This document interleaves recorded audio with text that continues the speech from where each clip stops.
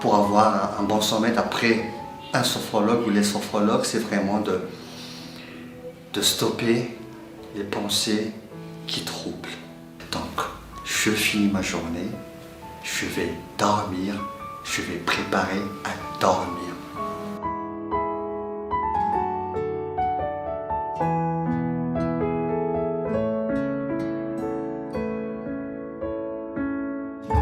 Adrien Rougira-Koutsaf, je me rappelle Adrien, sophrologue caïusédien, certifié de Paris.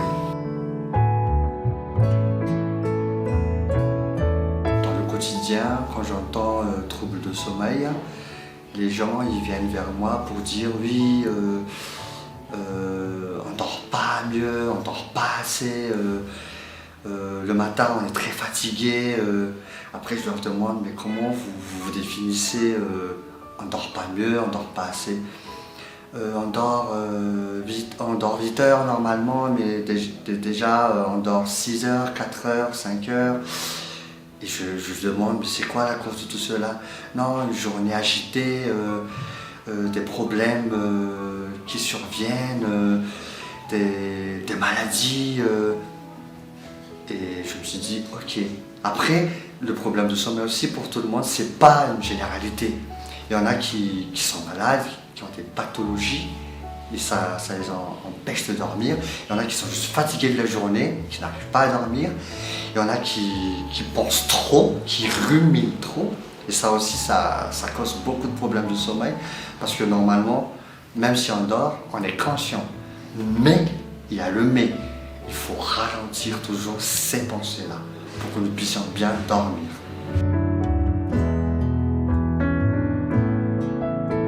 Déjà, la sophrologie, on est toujours sur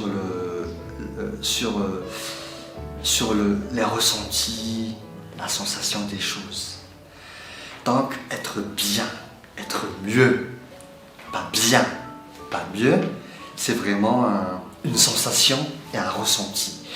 Donc, pour moi, dormir mieux, peut-être c'est 1 heure et je me sens très bien, je me sens reboosté. Je suis prête à affronter ma journée. Peut-être pour les autres, 8 heures de temps. Peut-être 4 heures de temps. Donc il y en a qui sont les petits dormeurs et les grands dormeurs. Les petits dormeurs, c'est genre 2 heures par exemple, mais après ils sont très au taquet. Les grands dormeurs, c'est waouh, c'est 8 heures de temps et ils peuvent attaquer 1 journée ou 2 journées. Donc pour moi, en tant que sophrologue, c'est plus un ressenti et une sensation. Pour avoir un bon sommeil après un sophrologue ou les sophrologues, c'est vraiment de stopper les pensées qui troublent. Donc, je finis ma journée, je vais dormir, je vais préparer à dormir. Donc, je vais essayer de stopper, de ralentir les pensées au niveau de mes pensées, au niveau de mon corps. Donc, j'essaie de calmer l'agitation dans mon corps et sur mon corps. Une fois calme, je dors. Donc c'est pour exercer la pensée, à ne pas trop penser, à ne pas trop réfléchir, mais à prendre conscience que là, je vais aller dormir. Donc là, c'est très mental et c'est très physique.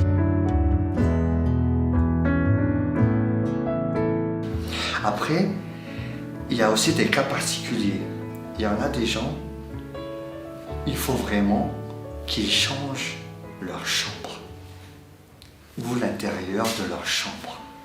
Parce que, à force de rester aussi sur le même image, peut-être que ça perturbe aussi. Mais vraiment changer aussi la couleur de la chambre, l'emplacement des choses, vraiment guider la pensée à une pensée nouvelle. Et ça aussi, c'est une petite technique où la sophrologie peut agir sur le trouble de sommeil. Après, si c'est pathologique, on conseille la personne d'aller voir des médecins, mais revenir surtout sur sa respiration, sur sa prise de conscience, sur l'idée d'aller dormir. Que maintenant, je vais aller dormir. Je vais plus penser à autre chose. Après, la sophrologie, c'est pas aussi un exercice d'un jour, mais c'est aussi un exercice récurrent. Il faut que les gens le fassent tous les jours, tous les jours, tous les jours. Et en sophrologie, quand on accompagne, c'est 1 heure de séance par semaine. Par semaine avec le sophrologue, mais tous les jours pour les gens qui ont des soucis, que ce soit mentaux ou physiques. Et les sophrologues appellent cela la vivance. Plus on pratique, plus ça donne une vivance. C'est-à-dire que ça devient une vie, une habitude, une méthode de vie.